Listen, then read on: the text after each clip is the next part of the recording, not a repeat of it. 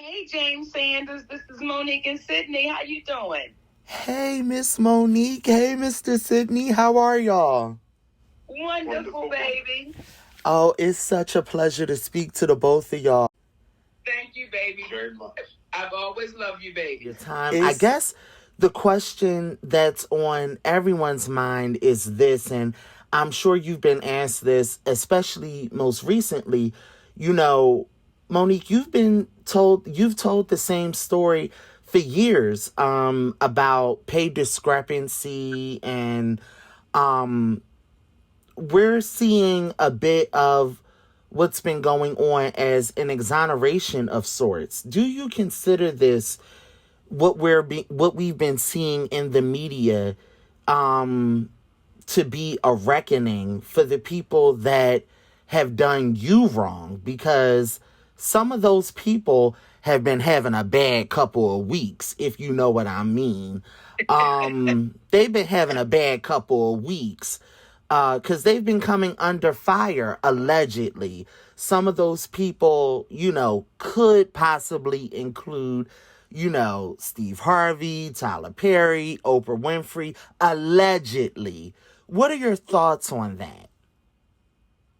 Well, I'll say this. You know the old saying, baby, everything that goes on in the dark will come to the light. Absolutely. So, though we think that's an old cliche or old saying, that's the truth. Everything that goes on in the dark will eventually come to the light. And I remember, James, when all of this first started happening. And that's why it's important that I do have my husband. And that's why we do this together, because when this thing first started happening, right? I remember my husband taking me by my hands and he said, Mama, we're going to be okay. And the people will catch up. They're going to catch up to what it really is. Well, we're in that phase now of the people are catching up to what it really is. See, at the time when I first said something, and oftentimes with our community, we get caught up in the messenger. And if the messenger is not what we think the messenger should look like, we don't want to hear the message, though it may be true. Yes. And that's actually what I wanted to ask you next. In your interview with Steve Harvey, he said that you weren't necessarily wrong about your stance on several things, but he took issue with your delivery. In an era where many are being held accountable and also canceled, do you think that there was a difference between your delivery and now Taraji P. Henson, her delivery about pay inequality? And have expectations for Black women in Hollywood changed? Well, I'll say this, and I'll say this, James, humbly, okay? When I sat on Steve Harvey's show, I had no tears to give. I had no breakdown to give because I knew what I was looking at. I knew what I was dealing with. I knew what I was facing. When I met Taraji P. Henson years ago, that's a beautiful sister. Do you hear me? Yes, she is. She's a beautiful sister and she's a beautiful soul. However, when I saw my sister on those platforms breaking down, it pained me to see her going through that, because Taraji and I had a conversation over a decade ago. And when I was in my trailer at the Monique show, and we were discussing, it was her and Terrence Howard coming on the show, and we were discussing it in my trailer. And it pretty much was, Taraji was saying, which I believed too at a time until I didn't believe it anymore. She was still in the phase of, you just got to keep going until your turn comes. Well, I understand that because I used to believe that too, until you get to a place where you say, listen, I'll die before my turn comes unless I say something. Absolutely. Well, I want to shift gears for a moment and talk a little bit about that, because There is a small rumor online that says that you reached out privately to lend your support to Taraji after she had a public breakdown a few weeks ago and announced that she was considering leaving the industry. Is that true? Well, I don't know how. Here's what's funny. I don't know how that became public because, yes, I did send my sister a direct message. Now, how that became public, I don't know. But I did send her a direct message because I don't have a number on her. Okay. In an interview published a few days ago in the New York Times, Taraji did mention that she had to often fight for basic necessities while on the sets of Empire and most recently The Color Purple. In the past, you've advocated for a lot of crew members on several sets and your Ebony magazine shoot where a check was thrown at an assistant. Is there something to be said about Black women advocating for others in Hollywood and being labeled as difficult? Well, can I say this though? Yes, you can. Please, Mr. Sidney, come on through because we want to hear from you as well. Well, what I was going to say wasn't a response to that other than thank you for coming so prepared. Yes. You better compliment me, Mr. Sidney. Thank you for being... You better compliment me. Yes, thank you for coming prepared because most don't. All right. Listen, I'm. What did you just ask again, baby? I'm sorry. We just got moved. So, ask it again, honey. Of course. So, in an interview published just a few days ago in the New York Times, Taraji mentioned that she had to fight for basic necessities while on the set of Empire and most recently The Color Purple. But in the past, you, Monique, have advocated for a lot of crew members. These are 9-to-5 people, not just actors and talent on several sets. And even on your Ebony magazine shoot, where even a check was thrown at an assistant, is there something to be said about Black women in Hollywood who advocate for others and then being labeled as difficult after the fact? Well, I think that it's okay. They look at us. It's okay for you to advocate for others. But the moment you start saying no, the moment you start having questions, the moment you say, wait a minute, that's not fair, that's not right, that's when it becomes a problem. That's when it becomes a problem. You know, we've always been looked at as the nurturer. We've always been looked at, they can take it, they can deal with it, they can handle it. So we try to put that out there like, okay, we want to make sure everything is okay. You want to make sure everybody's cool. But the moment you say, well, wait a minute, I'm not cool, I'm not good, now you are considered to be difficult and a problem. And in the rare situation, I would have to respectfully disagree with my wife on this situation where she says it's okay if you advocate for others, because it has not been all right when she's advocated for others, because they look at it as if they're going to let us get away with it. Why are you saying anything? Okay. You see, so from the Parkers, when she had a problem that the background professionals, which she referred to them as, and many call extras, she didn't understand why y'all won't let them have hot food because they're here all day. Two, when they were shooting Precious and it was a white gentleman speaking to an older Black woman with his finger in her face and talking rudely to her, and she had to interject and say that's unacceptable. And you've got to leave because it's unprofessional.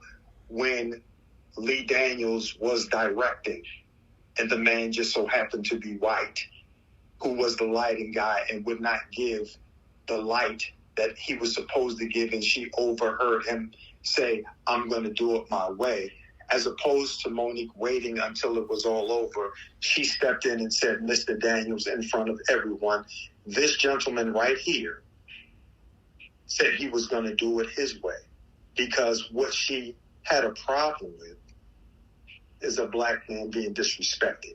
Any person being disrespected, she's got a problem with. But in this instance, it happened to be a black man, as it was on Almost Christmas, when another black man by the name of Will Packer decided he wanted to give her a direction over the black director named David Talbot. And she said, you're not going to disrespect this man in this manner.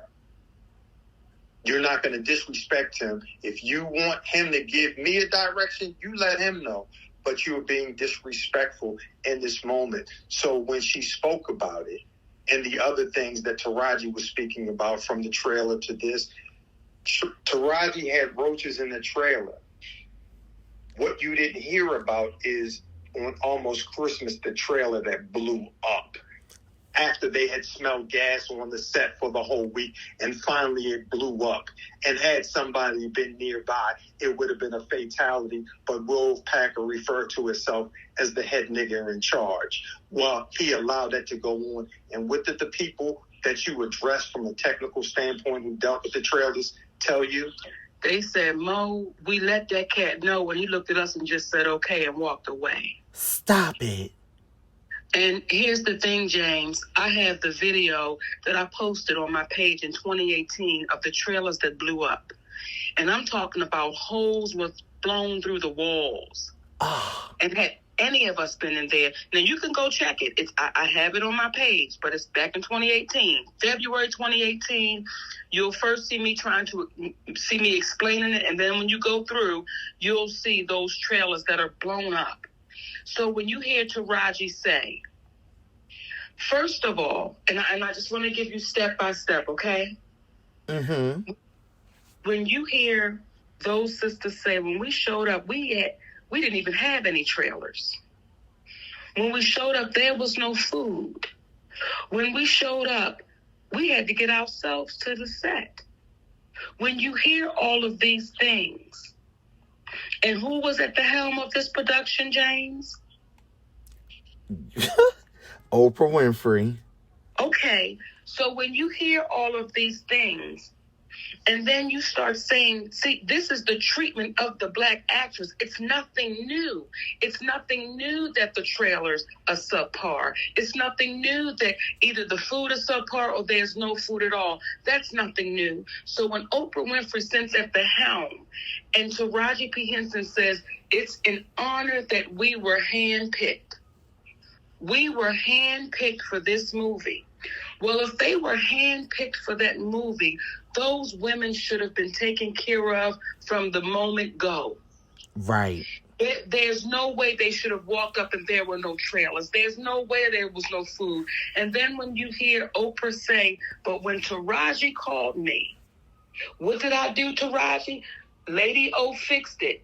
When Taraji called Oprah, what happened was, James, Oprah got caught. That's what happened. And if you look up the title of producer and what it is a producer's job is, you'll find that what Oprah fixed should have already been prepared when they got there under the title of producer.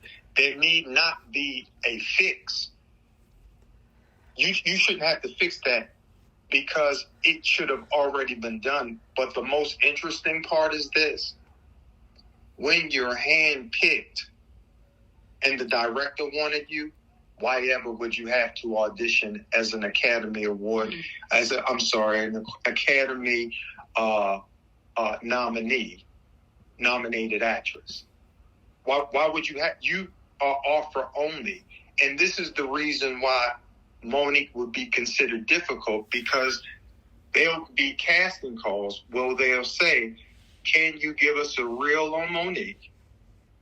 Can you tell us her availability? And when we say Monique is offer only, well, what?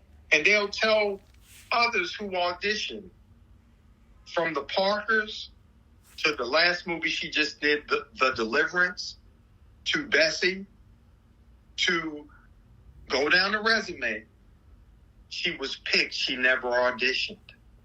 So why would you now start having her audition as an Academy Award winner? And unfortunately, in our community, it's a situation where we, in many cases, adopted a slave's mentality. So we want everybody. God loves everybody, but not the homosexuals in their church. That's an oxymoron. How come? Right. Why would he not? If God knew you before you knew yourself, he knew what you were. Right. So why did he let you come here?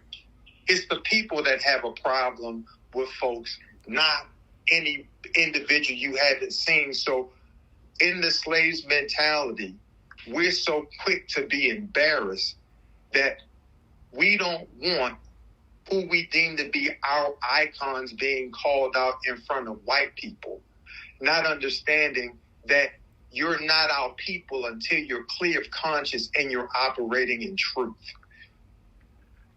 Right. When you start operating in truth, it doesn't matter who the right person is. What matters is who's right. And this is the problem that we have in our community. So until folks are willing to say, because for Monique and I, we've discussed it ad nauseum. What we say is, Oprah Winfrey, we love her. We love Tyler Perry, despite the fact that Tyler Perry, his lie of Monique being difficult to work with when he never worked with her, has cost our family tens of millions of dollars. What we basically saying is we want an extended olive branch. If there was never a contract for Monique to do anything for Lionsgate, Oprah, or Tyler Perry, when Tyler, you offered Monique $500,000 and she said, no, you keep your money. All you got to do is give me a free apology like you did privately, like we have on audio, and we'll be fine. When they failed to do that, that's where the problem came. But all they have to do is take ownership of what they did and then figure out, how do we make this right? This is a new season. We want to extend an olive branch to those that wronged us. If you haven't wronged us, why is the person who's been accused in Monique, why has she come out, but the accusers haven't? Imagine coming to court being accused of something, but the accusers didn't show up. And you know why things like this can happen, though, James? And we all watched those videos with Oprah Winfrey and Taraji. We all hear different things that Oprah Winfrey may say when it came down to Harvey Weinstein, and we don't want to put this all on Harvey Weinstein because we'll miss the what, silver lining? Because we'll miss the point. We'll miss the point.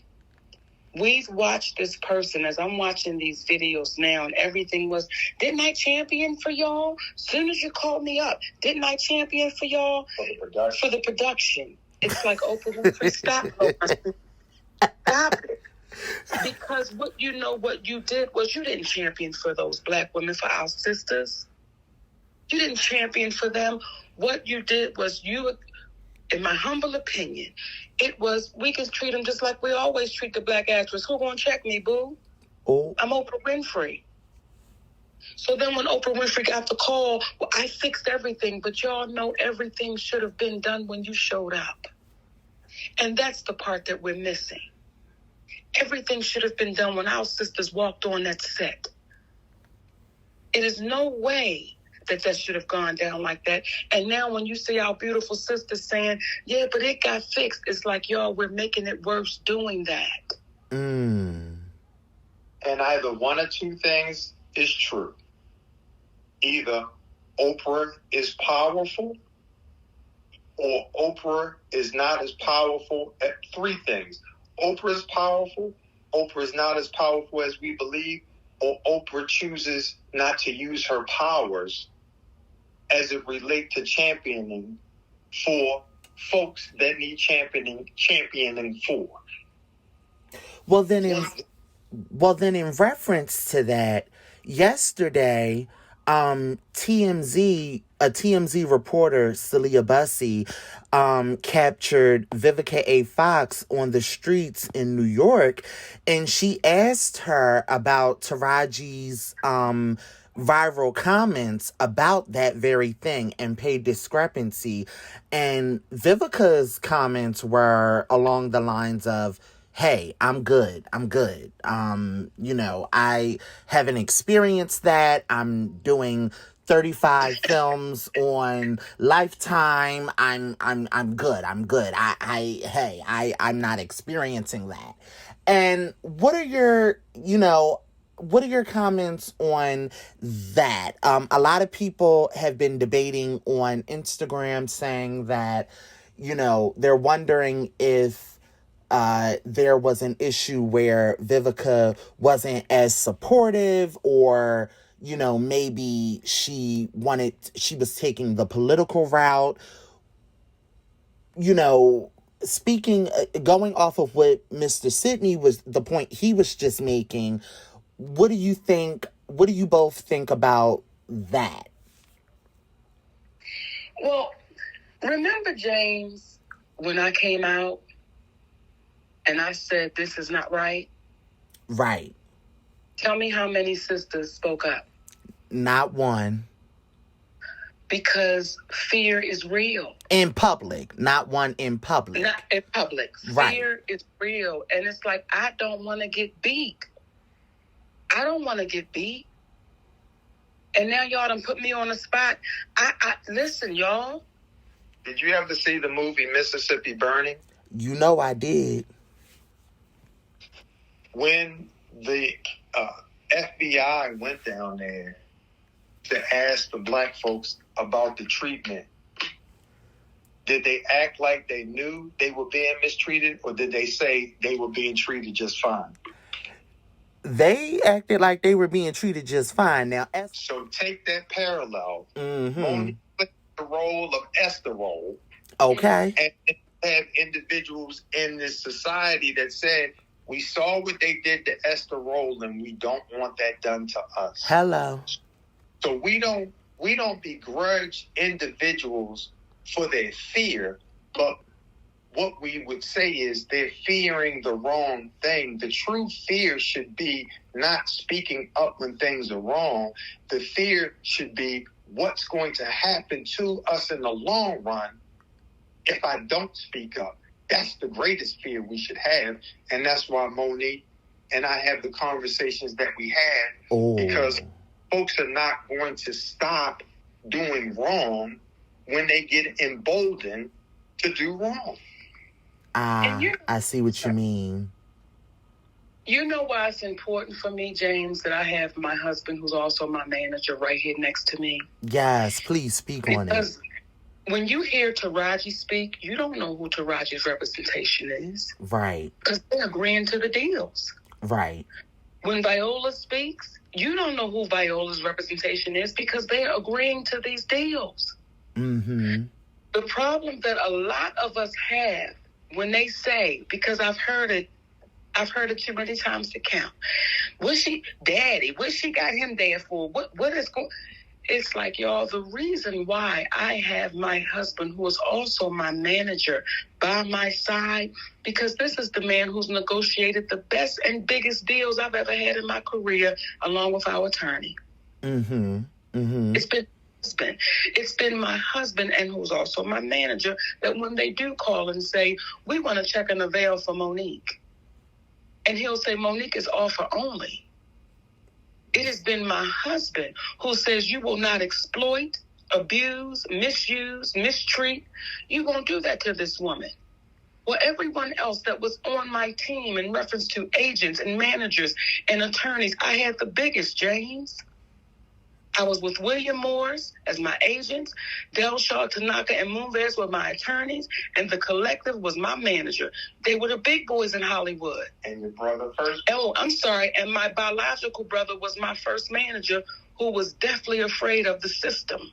Mm. And all of those big boys, all of those big wigs always told me the same thing. We'll get them on the next one.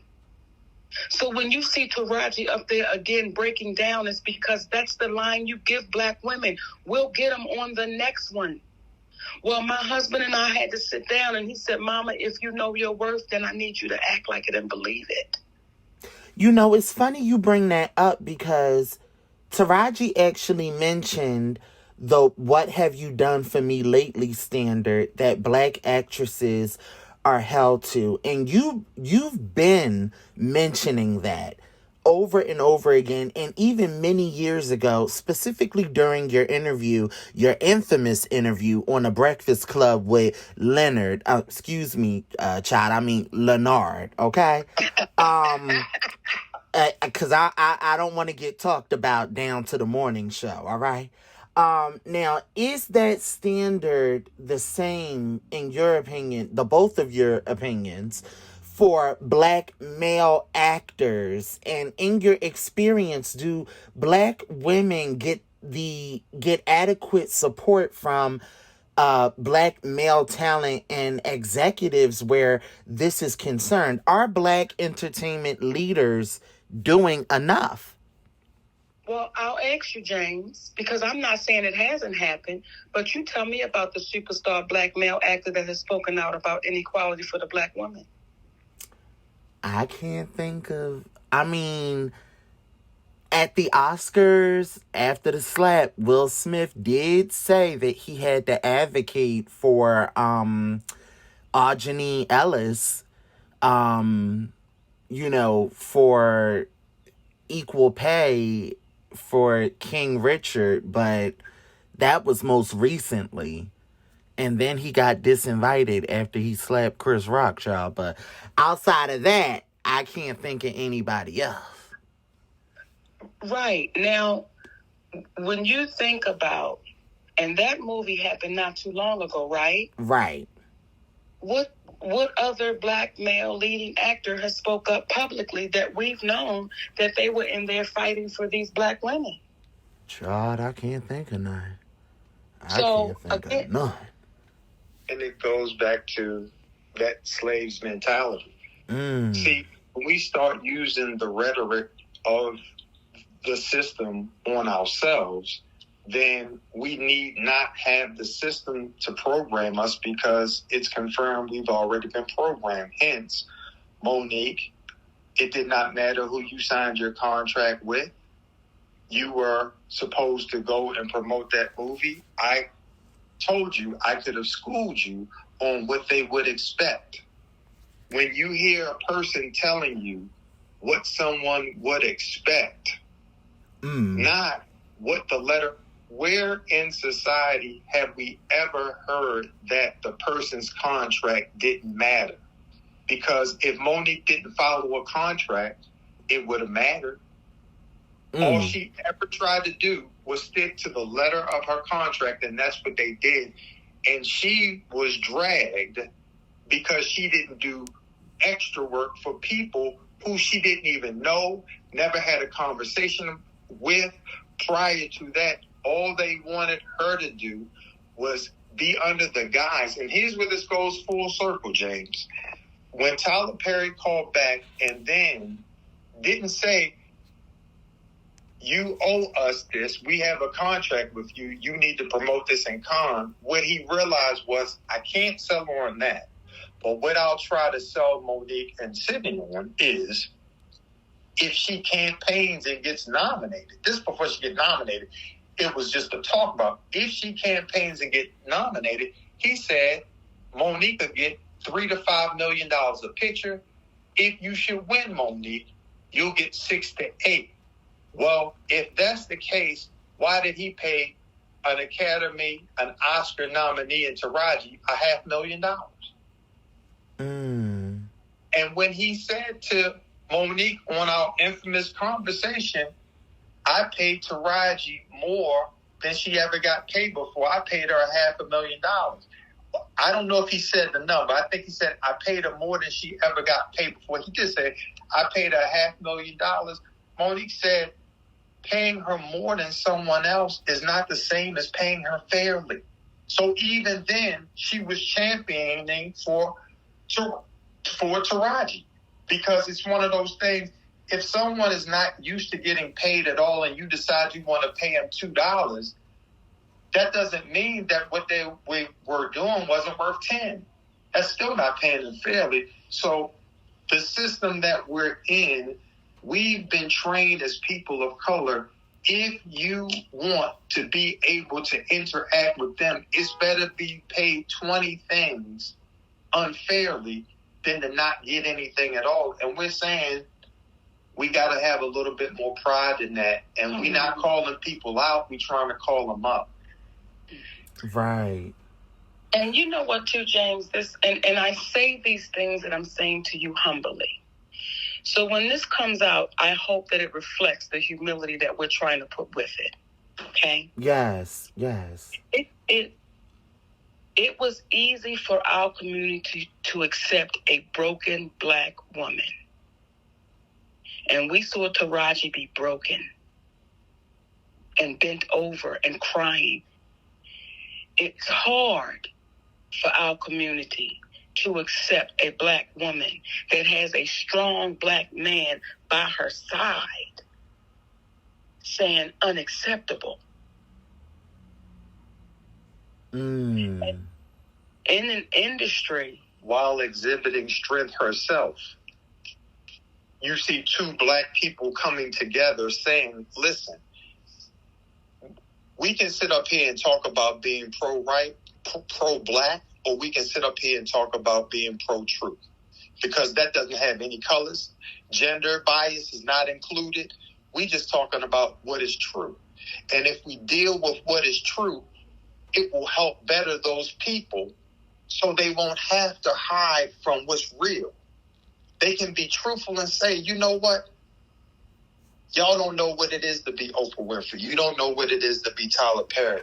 Success is a drug that you can easily want more of, and we lost our way, and for that we want to apologize. How can we make it right? Do you know how wide the arms of the community would embrace them for telling that truth?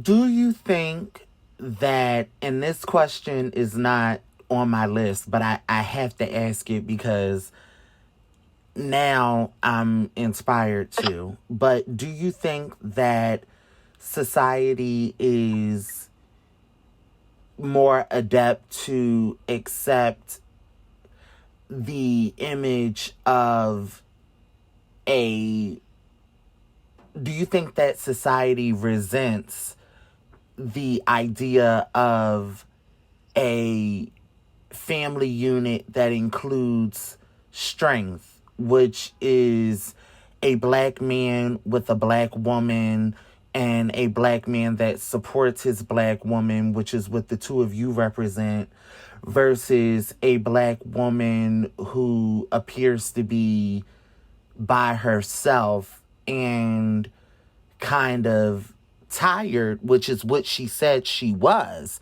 over and over again, and kind of exhausted from the system, and just kind of convoluted from what the industry has done to her. And in that vein, that's why what she was giving was a little more acceptable, because that's been the black story in Hollywood that's been put out there, one that we're used to seeing, reading, watching, listening to, and digesting. I mean, we can clearly see that how many black couples have you seen in this way where they're speaking against inequality together? And right, they keep standing together. They show commercials where there's baby care involved, and you will see a black woman who is by herself with her baby. Meanwhile, you will see two white people with their baby in the same ad with the same brand at a different time. only to find out the statistics are now showing that more black men are at home with their families nurturing their children than there are white dads. These are the new statistics that have come out. Right. But the projection is a stereotype. As long as we can live in a stereotype, as long as we have control over and don't have outlets like yours that deal with the niche group of blackness, right. and they are under the guise of projecting imagery about black people that allow certain white people to accept, because the misnomer is all white people feel this way. They're white people that have advocated for Monique in a way that black folks have not. Roseanne Barr. I'm sorry? Roseanne Barr is one of them, we know. What's the name? Sid and... Oh, my goodness. It was a radio show in New York. It was Sid and... Oh, God, Daddy. I forget the other brother's name, but it was two white cats. Nashville Larry. It's like these folks swing hard. So that's why I say oftentimes you'll hear people speaking about pro-blackness, and we should love ourselves without question. But the bigger piece is, if we start focusing on what is pro-truth, what is pro-fact, what is pro-correct, then we're going to help people like Oprah Winfrey, who typically give master classes, realize that you are still going to be an eternal student if you allow yourself to grow. But when you put yourself in a position where you know everything, then how did you not know what Taraji and them needed prior to them getting to the set? Exactly. If you'll allow, I want to talk about something positive for just a hot second. So, Monique, about 2 months ago, you were a guest on the Bernie Mac's Daughter podcast. I loved that interview. And you talked about the host's father and how truly an original he was in the comedy game. Cat Williams, in his interview on Shannon Sharp, he said the exact same thing. And he even doubled down and said that Bernie Mac was the best. He was one of the best. Do you think that the king of comedy got his just due in the industry before he passed away? You know, let me say this. We knew Bernie was the best when Bernie was alive. And everybody knew that about Bernie Mac. So to say that he get his just due, I can't speak for Bernie Mac. Okay. But on the outside looking into an individual, we crowned Bernie Mac the king of comedy while he was still alive. Nobody there was no debate. There was no, this one. Everybody knew that Bernie Mac was the king of comedy. I love that.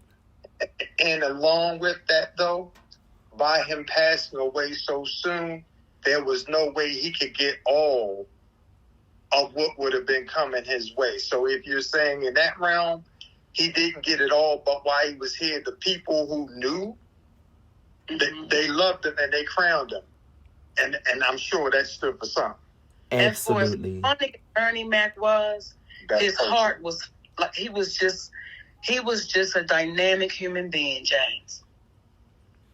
Yes. They said he was very generous and down to earth as well. That you would see him in like grocery stores and just regular places, and it just never got past him that he still was just a regular person, even though he was a giant in comedy and in the industry. That's why he was loved. Right on. That's why he was loved. I love that. So you referred to Steve Harvey as your brother during your interview with him on his radio show and on the talk show. Now, I don't know if you've seen the interview, child, but Cat Williams made some heavy claims about the comedian during his Club Shay Shay special. And most notably, he called him a little bit of a comedy thief. Can you speak on some of those claims, having been around during the times when, he was touring early on in his career? Because we are in the era of, where people are getting exposed. Now, I'm not asking you to confirm anything, Monique, or be messy, but I'm just saying, what are your thoughts on, what was being said about your brother? I will tell you my thoughts is that is Cat Williams' story, and that is his truth as he tells it. Got it. And what you will find out about me, James, I don't have opinions on other people's business. Yes. Because what happens is, then that does become messy. Yes. So I can't tell you about who may have stolen. Nobody has stolen my material. Have any of your jokes ever been stolen? Because, Monique, like Mr. Sidney said at the end of your interview at the Breakfast Club, that Richard Pryor, before he passed, often referred to you as the female Richard Pryor. And so that's a huge, huge compliment. And so I wondered, coming up, have any of your jokes, have you seen or heard any of your jokes ever being repurposed, recycled, or stolen? Oh, I got one. Tell it, child. Tell it. Remember White Chicks? Yeah, I saw that movie, child. Where they blew the powder? I saw that with you and Ricky Smiley, right? Okay. Ooh. Okay, then. But you know what, though, James? I want to backtrack for a second, because when I say I can't speak on other people's business, I'll speak on mine when it comes to Steve Harvey. Yes. Steve Harvey is my brother. Yes. And I love him. I want to be clear. Yes. However, I am the sister that is going to tell the truth. Okay? Yes. My husband is the brother that's going to tell the truth. Yes. So when Steve Harvey said on that show, and he said, Mo, your husband can't be out here flexing like he do. He can't be who he is. Like what he said, he can't be who he is when he come out here. Let me tell you what that meant, James. Because again, I can only tell you my business. Right. Steve Harvey called us one day because we had a talk. We were getting a talk show deal, right? Yes. And we were getting a talk show deal with the same people that Steve Harvey had his talk show deal with. Okay? Is this before or after the BET legendary, let's be clear, Monique talk show that we all still miss? This was after. Okay. This was after. This was in the midst of, this was in the midst of everything. I'm blackballed. I'm difficult. This is all of this. So this was after. Okay. So we had a meeting with the people that Steve Harvey has his talk show deal with. And in that meeting, they began to tell my husband and I how much they paid Steve Harvey, that Steve Harvey is always on. And my husband said, I'm going to have to stop you right there. He said, number one, my wife considers that man her brother. And number two, he's my frat brother. We're in the same fraternity, and we don't play like that. Please don't share that man's business with us, because if you share his business with us, you'll share our business with someone else. Okay? Go ahead, Mr. Sidney. They then took that conversation back to Steve Harvey because they thought they were going to lose the deal. Steve Harvey told those people, James, man, sometimes my frat brother's going to be a little fanatical, man. That ain't nothing. I'll take care of it. What? Okay. So, again, I can't speak on Kat, but I can speak on me. So when Steve Harvey got on that television show, And before we got on the television show, we actually had a phone call. He called us up with the morning show on the phone. Now, this show never aired. They never aired it. When they called up, he had everybody on the phone. Mo, what's going on? I said, Steve, how could you say I burned all the bridges and you never even called me up to see what was going on? At that point, Steve Harvey began to lose control of himself. Man, you got your wife out here looking all kinds of crazy. My husband had to say, what I'm going to have you do is calm yourself down, because I'm being nothing but a gentleman with you on this phone. And I'm going to need the same respect I'm giving to you for you to give to me. That's how that conversation went. So when I got on his show and he said, your husband can't be flexing. And if you notice, he kept talking over me. Right. Because what he didn't want me to say is what I just said to you. Steve, how was my husband flexing when he was telling those white men to show you some respect? So, again, that is my brother. But we know the ones that have gotten caught up in this industry and feel like I can say and do what I want to say, and you're not supposed to say anything back to that. And when you're family, you're supposed to tell your folks not what they want to hear, but what they need to know. And when you are in a family, as Monique and I are, and there's love in your household, you're not going to have hate in your heart because somebody did you wrong. There's a level of empathy you begin to have, because when a person, as they said, when Maya Angelou says, when people show you who they are, believe them. There's a bit that Steve does. He said, if you give me $4 million, I act like a monkey. If you give me $10 million, I come swinging in on the vine. There's a level of importance that people put on money that far supersedes dignity, that far supersedes integrity, and you heard what he communicated. We don't want the world to hear this and drag them like Monique and I have been, quote unquote, an attempt to be dragged. We just, again, want to say, brother, you our family. Recognize that. Come on back. Let's do it the right way, because it's not going to work out in the long run when you're doing things for people that really are oppressing you, and it's all just for money. When a man says, they want me to screen how many black people come on our show when we went over to see Steve, and he says, I'm not going to let these folks mess it up with me, his own people, that's when it gets different, because they want to manage how many black people come on his show. That's in the audience. That's in the audience. Is that true? That's very true.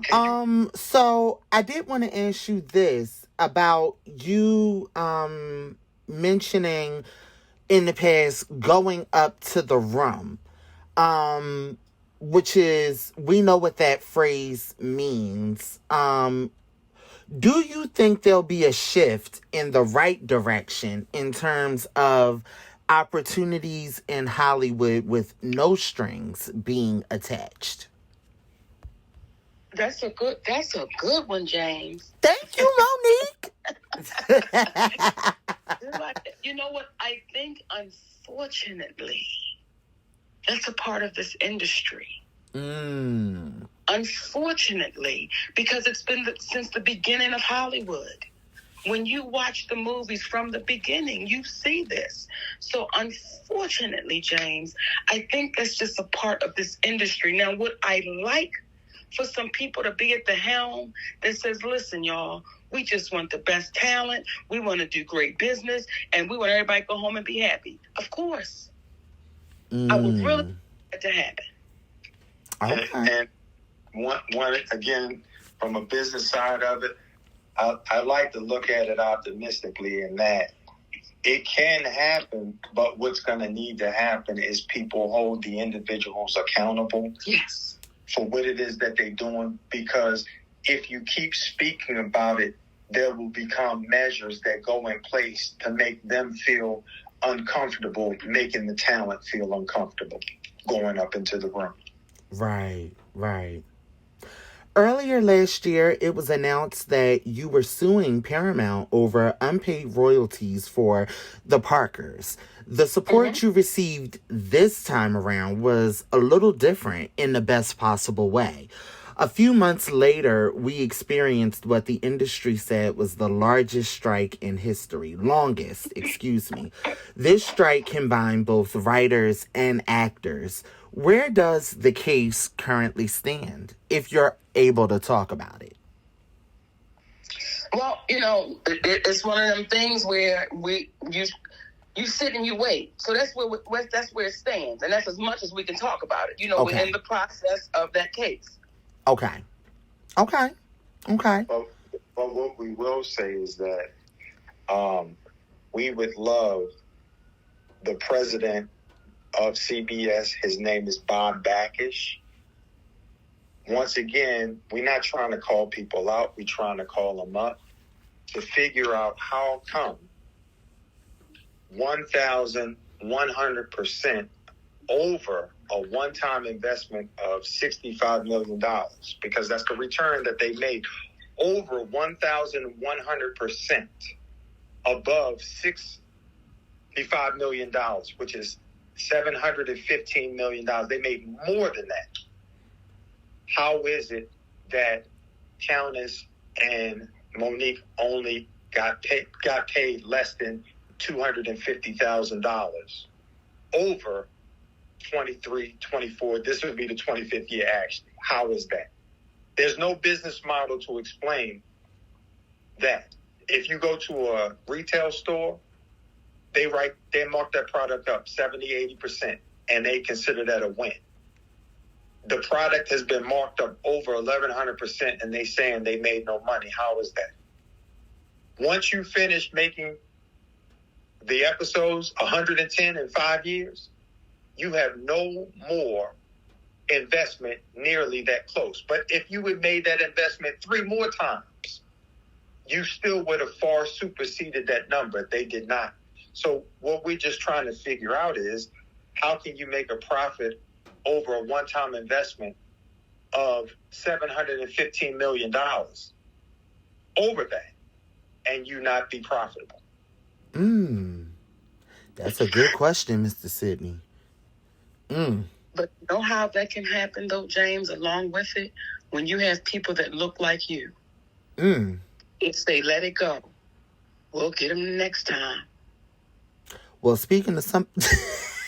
Every time you say that. Well, speaking to somebody who's not letting it go, another Empire alum who was in that room with you and Taraji P. Henson over 10 years ago, Terrence Howard is suing Creative Artists Agency over unfair practices having to do with asking the actor to take a lower salary while also repping producers of Empire at the same time, in a deal that proved to be quite lucrative for CAA. Many are saying that him going after CAA could ruin the actor's career, though he says he's done with the industry. What advice, having fought many a Goliath, do you have for the Academy Award nominee? Keep fighting. Keep fighting. Yes, Monique. Keep fighting. And that's the thing, James. They want a couple things to happen. Either they wait for you to die, or they wait for you to apologize for nothing you've done wrong. When I see sisters get to apologize on Oprah Winfrey for nothing they've done wrong, but it's almost a feeling of, I'll starve you long enough that I'll make you come back. What I say to all of the babies that's behind me, that's came before me, that's right here with me, keep fighting. Keep saying, listen, that is not right. And I refuse to lay down on it. Keep going. Because when we're not here and our time is up and they see your picture, what will they say? And that literally brings me to my next question about that.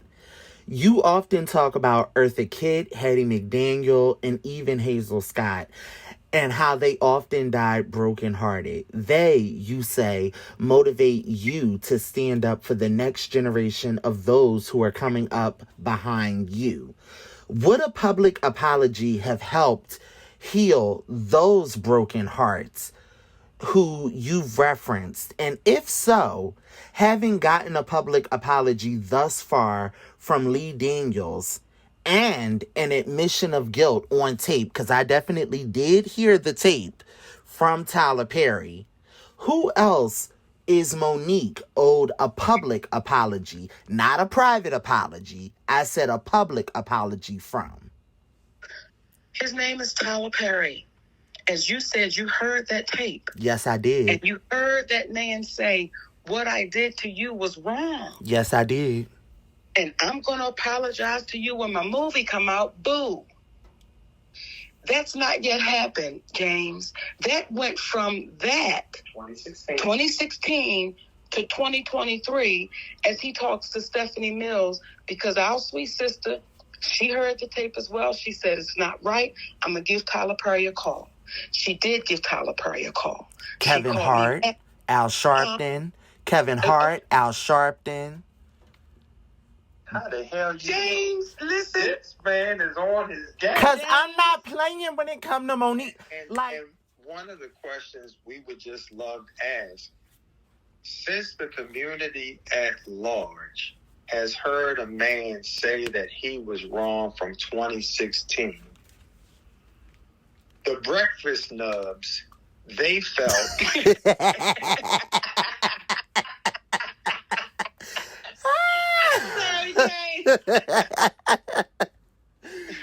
They recently said, when Kat was talking about Steve and the rest, how come these black folks keep calling out other black people? They not calling out the system. Well, and the people that's putting folks in charge. Well, Tyler Perry is that guy. Yeah. So how come when people have heard the audio, they haven't held him accountable when they now know that the man said he was wrong, in the same manner that you held a black woman accountable when you thought she was beside herself, smelling herself, and choosing not to do something that she didn't owe them? Why not? Because our people get connected to the idea of folks being these gods, and they relinquish their own power to let them know, listen, they deserve to be loved enough. And this is where I get real corny. Those people like Oprah and Tyler deserve to be loved enough to say, you our family, so we can't let you go off the beaten track and think you right when you wrong. Why don't you make this right with this woman? Because you've cost us tens of millions of dollars. And this is not hypothetical. When you find out that, though Monique will tell you first, nobody could play the role like Taraji played the role of Cookie. Nobody. Yes, she did say that. Yes, she did say that. But Monique was offered the role of Cookie, and they said we can't have her because she is difficult. That is a rumor started by Tyler Perry. And if an Academy Award nominee was paid what she was paid, what would an Academy Award winning actress get in that same vein? An opportunity was taken away over a lie, amongst others, but that's one that's definitive. Why is there no outrage? And this can easily be resolved. All the brother has to do is say, you know what, I want to take accountability for my mistake and make it right. That's how messed up Monique and I are. We will and accept apology. Just make it right. Did Danny Strong ever apologize after Monique went on Sway in the Morning and brought the emails that proved that she was actively up for the role of Cookie Lyons on Empire, after he went on record and said that Monique was not being considered for the role, and she provided documented proof stating that she was? Did he ever apologize for that? James, I'm going to answer that for you in 1 second, okay? Okay. This is what I want to know. Who can we speak with when we're done or call them up and tell them how thorough you are? This is out of 30 plus years, this has been one of the best interviews I've ever had where somebody was so thorough. And to answer that, Danny Strong has never said anything to me. I have no idea who Danny Strong is. Other than you knew that he was his producer. Yeah. If Danny Strong walked down the street and said, "Hello, Monique," I would not know how. I wouldn't know to say, "Hey, Danny Strong."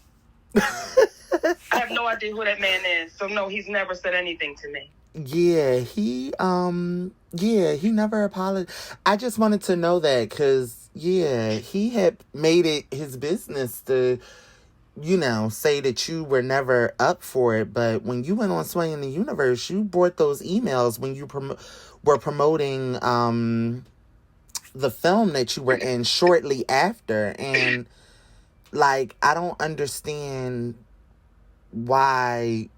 after you promoted provided the emails, Sway, I literally saw him arranging the emails by date and time, and then he read them on the air. It's still there. I literally I watched that interview 2 days ago. It's still online for whoever wants to see it. Why didn't he issue an apology? I don't... Okay, because it's a black woman and you don't have to be held accountable for it. And if I may add in there, when Gabourey Sidibe had something to say as well. Right. Well, this is the part, because people were trying to say how selfish Monique is. This is the part people wouldn't know, and Monique would never say anything. But I have to say it because I witnessed it. See, when Monique went to Sundance to promote the film that she never promoted, okay? When she went to Sundance along with Lee and along with Gabourey, I watched Monique cry because she said they're not going to treat Gabourey like she's really precious. And she sent her makeup team down there to her to take care of her and make sure whatever she needs, she got it. Because they sent her out without her hair done, no makeup, representative, like she wasn't acting. And she's as far from that part, if you ever talk to her, to show you that that was just an act, an incredible performance. But when you have a woman so concerned about another young lady that's up and coming, and she sat there when Gabourey, I'm sitting right there, when she's telling Gabourey, you belong here. Don't let people tell you that you don't. When we're at the Academy Awards and Monique looks at Gabourey's mother and say, listen, do you want to sit where this agent, who happened to be a white woman, is sitting?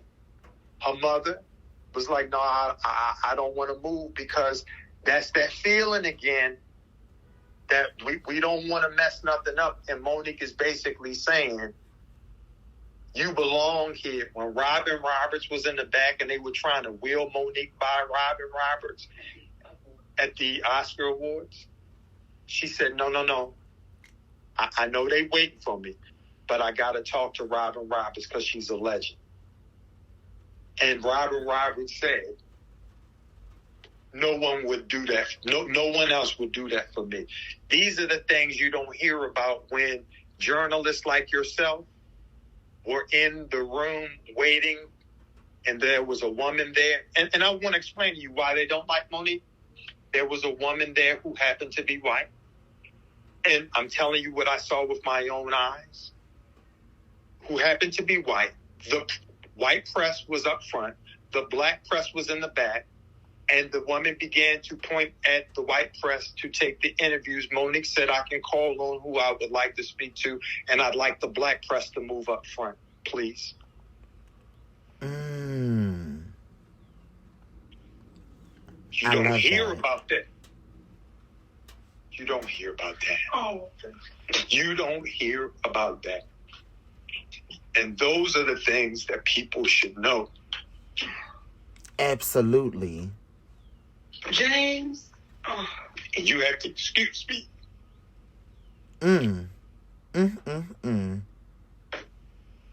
Absolutely. Absolutely. I apologize, brother. But when you have a person Yes. that genuinely loves the people, loves the underdog, they don't want to tell you about the commercial we wrote for same-sex marriage in Maryland to make sure the folks, they don't want you to know these things. So if it's an underdog in the house, she's formed because she's a big black girl from Baltimore. She was the underdog. So she's not in the game of starting trouble with folks. Right. We're not those people. But if you folks knew what she did behind closed doors, and then she said, I hope y'all stand with me. And then people didn't believe what she was saying. To Netflix credit, look at the amount of black comics that you see coming on Netflix now than before you did when she was talking about it. Right. They don't want to discuss that. Which... And Netflix, since Monique has worked with them, with Lee Daniels, they treated her first class. And we got to give credit where credit is due. Yes. It's like, we're not going to just say something when it's wrong. We got to say it when it was right. That's why, baby, when I tell you, we know when we're getting good treatment and we know when we're getting poor treatment. And what Oprah Winfrey gave those women was poor treatment. Because when I went to that set on the Deliverance and I went to my trailer was stocked. I want you to hear me, James. Not with standard things. They asked me, what would you like to be put in your trailer? What would you like to have in there? And everything I requested, it was there. They called and said, what type of car would you like? These are the options. What would you like? We also have you a driver. But on your off days, if you would like to just, get around town, we can provide that for you as well. So, like Sid said, we're always going to play it fairly. Oh, so you didn't have to rent your car? Not only did I not have to, when I got there was a car parked where the accommodations that they put us up in, there was a car already parked in the parking space for me to go to get in the car if I wanted to go somewhere. When I went to set, there was a driver that came and picked us up. Every day I had to go to set. When I was finished, that sweet, beautiful sister brought me right back to where I was staying. So we know the difference. And like he said, we're going to play it fairly. We're going to play it fair. It was first class all the way. And as a producer, Lee Daniels called every step of the way, but not just me, everybody on that cast. He wanted to make sure you in good. Is it anything you need? Everything is set up right? All the way. Lee Daniels didn't have to fix nothing. He didn't have to champion for us to do nothing because it was top of the line all the way. So you would think when Oprah Winfrey was involved, it wouldn't be the same thing. That's Oprah Winfrey. And I always want to make sure when I had to tell you how Netflix would treat me, I had to do that. But I also have to make sure, like Sidney said, we play people fairly. And that's one thing I like about y'all. Y'all are always fair. Y'all are always fair. I think it speaks to the integrity that the both of y'all have. Y'all keep it real, but y'all, to a fault. Y'all keep it real to a fault, but y'all are always fair. And I did want to actually ask you about that Netflix special because you revealed something that you said you promised you'd never tell anyone. In the special, and that had to do with you being bisexual, and of course that broke the internet. In what ways do you see that same pain and struggle about who someone really is playing out in Black Hollywood today? Okay, James, you can ready to get some insight, okay? Tell the people. I'm getting ready to tell you the key, James, okay? This is what nobody really listened to during the special. Because I said at the very end, I'm not going to do it because they would put me out of the group. I heard that part. Now, I heard that part. I heard you say, I heard you say, but I'm not going to do it. So I know you and Mr. Sidney are not out here on the hunt for people and whatnot. Let's be clear. I did hear the whole thing. Look, and listen, if we were, this the time everybody be talking about it. That's for goddamn sure. Yes, I heard the whole thing. Okay. See, the point I was making on that special is what I was saying was live freely.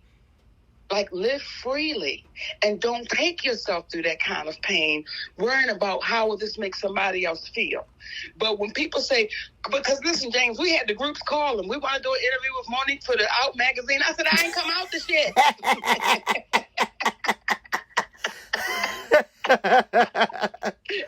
I said, y'all gonna leave me alone, baby.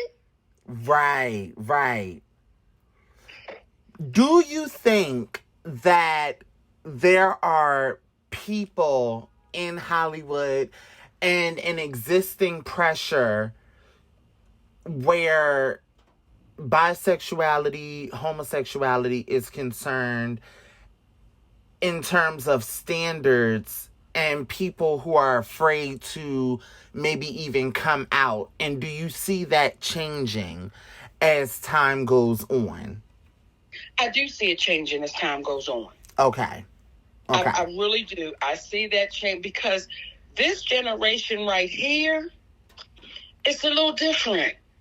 Okay. It is a generation of saying, we don't need your validation.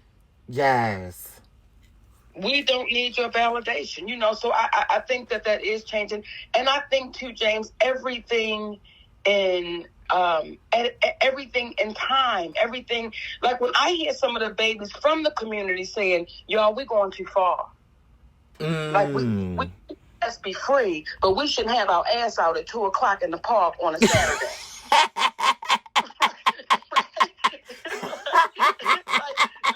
So I appreciate the older babies in the community saying, yes. Don't let's still be respectful. Yes. So I see it. I see it getting better. Yes. Whoopi Goldberg actually suggested that you, and this was off camera, she had pulled you to the side. Might have been in the green room of The View, and I may be a little off with this, but it was somewhere, but it was in private, that you divorced Mr. Sidney because he was part of, if not all of, your problem. In that same vein, Jada Pinkett with her new book made some headlines this year because of her memoir and openness and honesty about her husband, Will Smith. We want to know, marriages are complicated. Nobody knows that better than you, having had 2 other previous marriages. How has openness and honesty worked for your marriage? And could you relate to Jada needing to express those feelings in her book? Again, I'm not asking, you to speak on her marriage. I know from your interview with Tigger in the Morning with the fabulous Miss Pat, who I'm also a huge fan of, and Shamia Morton, that you don't speak on, Jada Pinkett. And I'm not asking you to, but I just want to know, can you relate to her idea of needing to be transparent? Because you also are transparent about your relationship with Mr. Sidney. And Mr. Sidney, also feel free to chime in, because this is the last question. Well, I think that for me, and I'll let Sid answer for himself, there was a time, James, that I was very guarded and very closed. And was not vulnerable enough for any man because I watched the relationship with my mother and father. And though I never saw any violence, I saw a mental mistreatment from the both of them. Because they could go months with only, hey, yeah, okay. And I'm watching this as a girl child. So to be in a relationship with not only my best friend, but I'm with the greatest human being I've ever met in my life. And for that person to grow me up and to break those walls of what I thought were secrets, what I thought that I couldn't share. So I can relate to any married couple saying the way that we make our marriage work is there are no secrets. There are no, well, I've been feeling this way for 5 years, or I've been feeling this way for... No, we deal with how we feel. And I'll tell you, too, because there are times I can try to go back into my shell and he'll say, what's wrong with you? And I'll say nothing as I'm walking away and my eyes filling up. He'd be like, Mama. Okay, so I appreciate her saying, listen, you have to be transparent. She's telling the truth. You have to be transparent or that relationship won't work. That's my take. And to Monique's point, you have to be strong enough to be vulnerable. That takes more will than it does to close yourself off, because people want to protect their heart. But when you invest in your relationship like there's not a backup plan, because you've already vetted it. For us, this would be going into our 42nd year of friendship and our 19th year marriage. Our 19th year marriage. So when you have that, if you can't talk with one another, it's kind of like, just off the cuff, a moment ago, there was a call that was coming in for Monique on my phone. So I had to go and run an errand, so I leave her with my phone and I take hers just in case she needs me. Most people are not going to leave their phone with their significant other. In our minds, there was nothing to think about. It's like when you realize that it takes more work to be deceptive than it does to be honest, that's when you should be lazy. That's when you should be lazy. Be honest. That's the lazy man's way to happiness. Got it. Wow.